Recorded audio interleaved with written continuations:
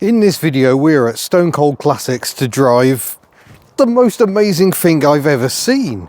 Not only is it a six-wheeler, it's made out of wood. How does that work? So as you've probably guessed by now, the designer William Townes liked a straight line, and the thinking behind the Hustler was something that would be cheap to build and easy for DIY production, and indeed that most were sold as a kit of parts. You'd normally get a steel chassis and then GRP panels, so there'd be a lower section of steel and an upper section. But later on, in about 1980, the Hustler in wood was launched by Townes, and this is it. He no longer needed to send, well, anything really. You bought the drawings, you could get the wood and the glass made up and assemble it yourself. And in the 1980s, that's what John Brazier, a teacher in Bristol, actually did. It took him 3 years. He's handcrafted lots of little details like the mirrors and the steering wheel, which I'll show you later. And yeah, it's just an extraordinary thing. I remember seeing these around when I was a kid, but most were the steel and GRP version, but this, being almost entirely made out of wood, is something very special indeed. So William Townes is also well known for the Aston Martin Lagonda, that wedgy limousine of the 1970s, and the Aston Martin Bulldog, which has recently been restored, a supercar with gull-wing doors. He liked a straight line, and he loved to make creative, interesting shapes with a ruler, it seems. But there was cleverness that went on, because in the four-wheeled version rather, the panels could be identical side to side, but the six was a response to people wanting more space, more capacity. But I should really show you inside, because it's pretty special. So getting in it gracefully is actually quite difficult, because obviously you've got a seriously high sill, but then you step in. You've got a chunky side section here. It's household carpet, but Allegro seats that I think have been retrimmed at some point. So we've got Allegro seats front and rear. So you've got the tip mechanism to allow, what he says, there we go, access to the rear seats. Trade plate, because this vehicle is currently untaxed. And then we've got the rear seat here. But if we come around to the back, we can open this up.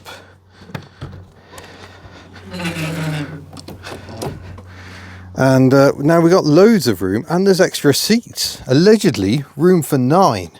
The car is currently fitted with cosmic alloys, and the spare here is also a cosmic. They look absolutely fantastic, don't they? The sight of 6 of them is really something else. So the number plate is down here. It's a Q plate, which in the UK means it's of indeterminate age, like most kit cars were. So it was built in the late 1980s, but has always worn a Q plate. Twin reverse lights, quite fancy.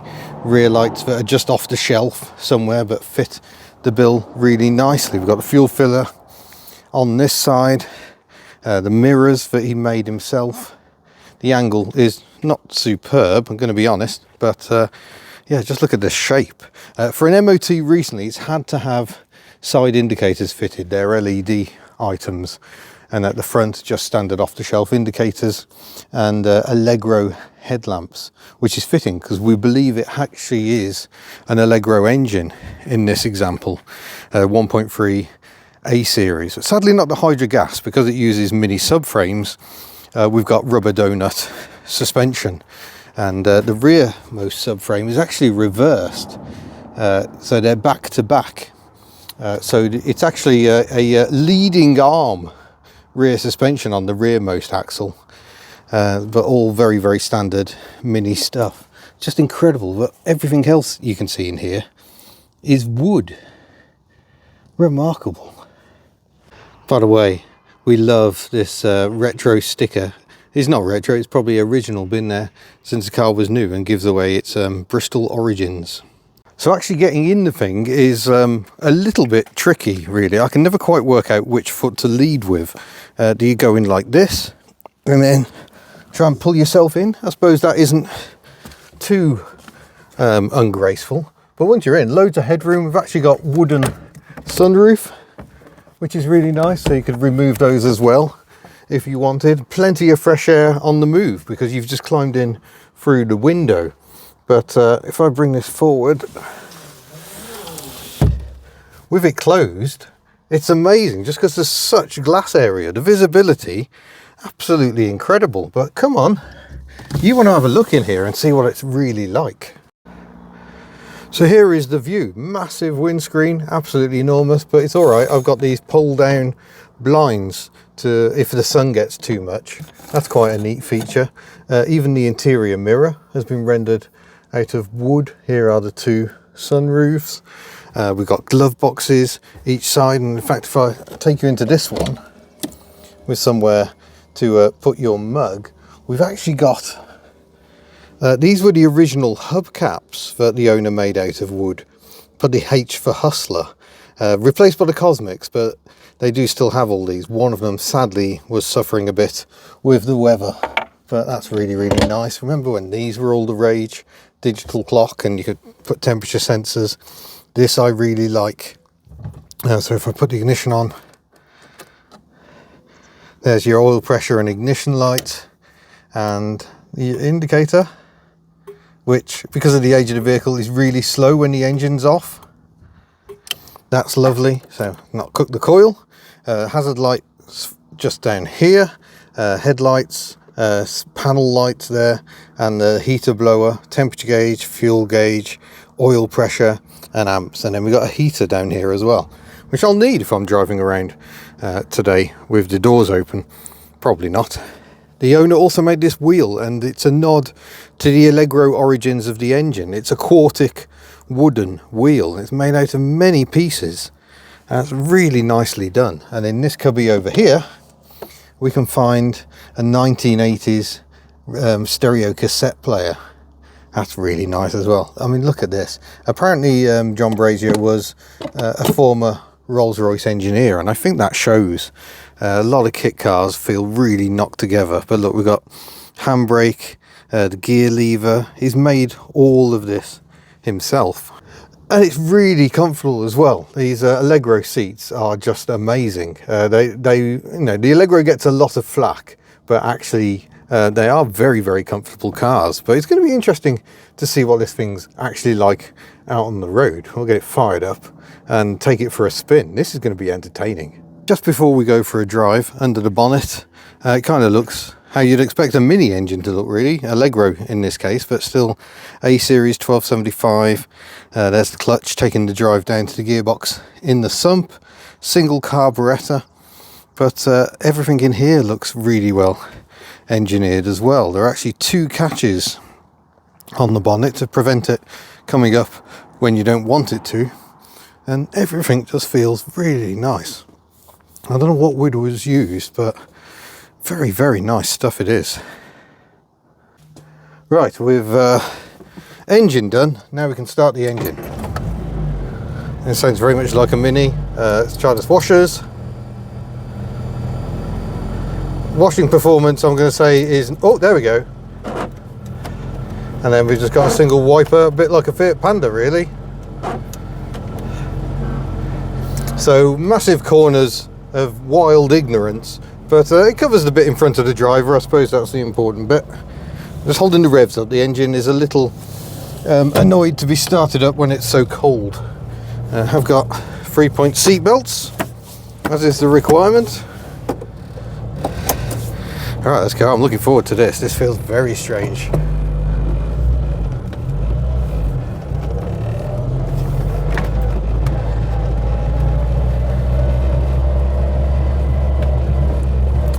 I was just starting to think, is this the first time I've driven a six-wheeler? But then I remembered I've driven an amphibious duck on a lake, so that wins. But still, this is pretty awesome.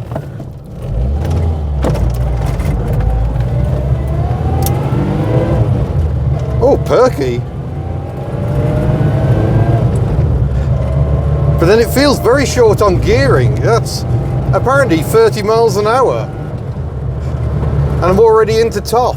But wow, it feels really well put together. There's the odd little rattle here and there, but wow.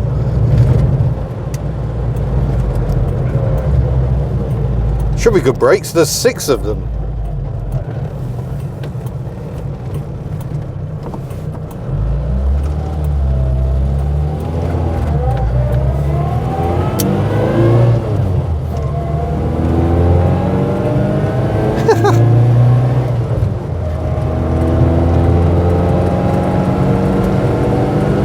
This is weird. It feels like I'm in a Mini, but at the same time, very much feels like I'm not in a Mini. Certainly causing a lot of confused expressions coming the other way. Into the roundabout. Oh yeah. Definitely feels like a Mini.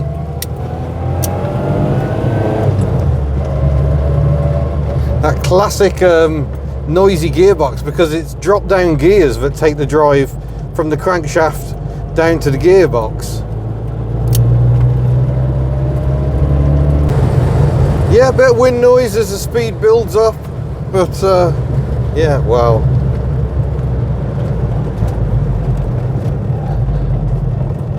What a remarkable thing. It just feels so airy in here. I'm just surrounded by glass. Your view is mostly just me and nothing at all. But it seems to work really well.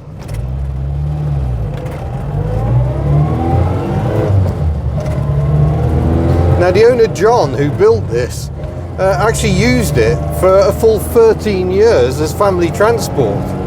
And he was a teacher, so I'm going to guess there's plenty of people who remember this from their school days, the weird wooden car. The mirrors, absolute rubbish.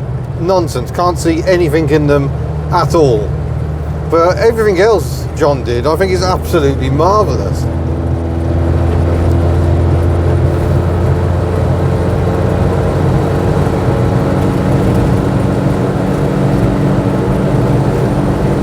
Get momentum up for the hill. That extra subframe means this little engine's having to work quite hard.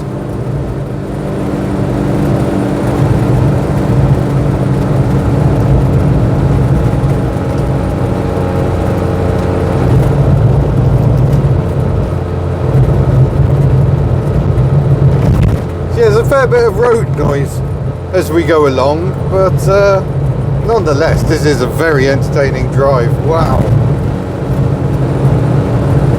There's more wheel bump noises because you've got 3 different axles. I'm going to say as the speed builds up, noise does go through the structure a bit. It's just weird. I can't really see the bonnet. So I've just got this massive windscreen and a superb view ahead. It's a bit like driving a forward controlled truck, I guess. Now in terms of production numbers, somewhere in the region of 300 to 500. No one seems to have an exact figure. So that's all Hustlers. There were different versions. There was even one that had a Jaguar V12 engine and rear wheel drive. But the vast majority were based around mini subframes. Oh, it's absolutely hilarious.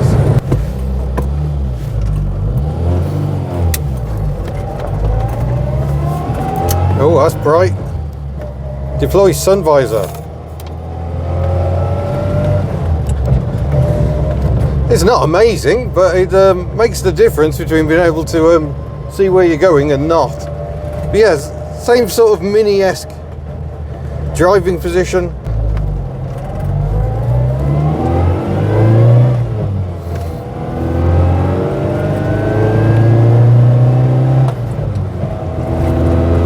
The rev counter's pinking around all over the place, but oh, this is such a strange thing to drive. I absolutely love it.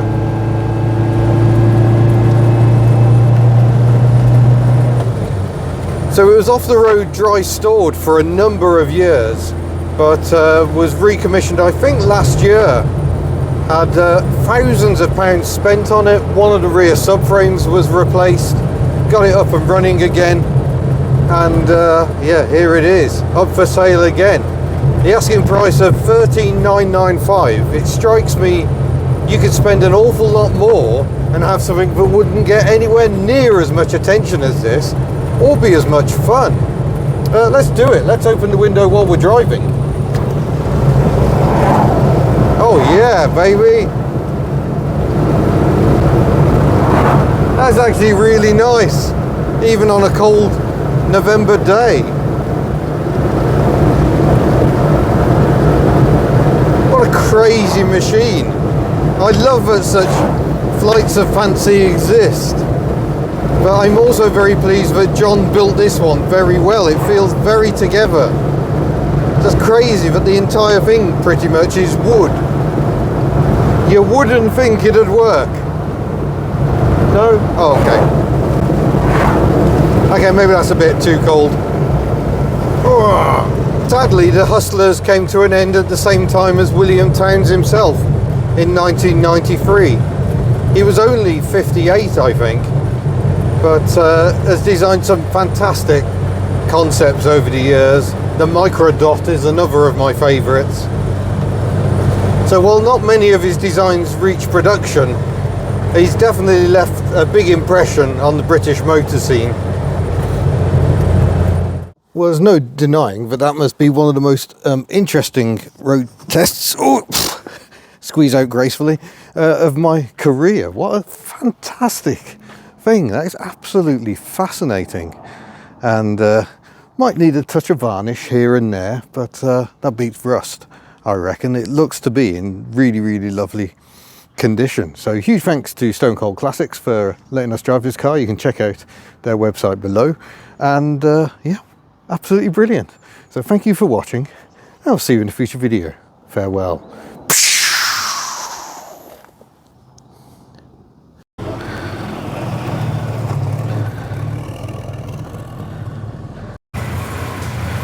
Almost forgot the lights.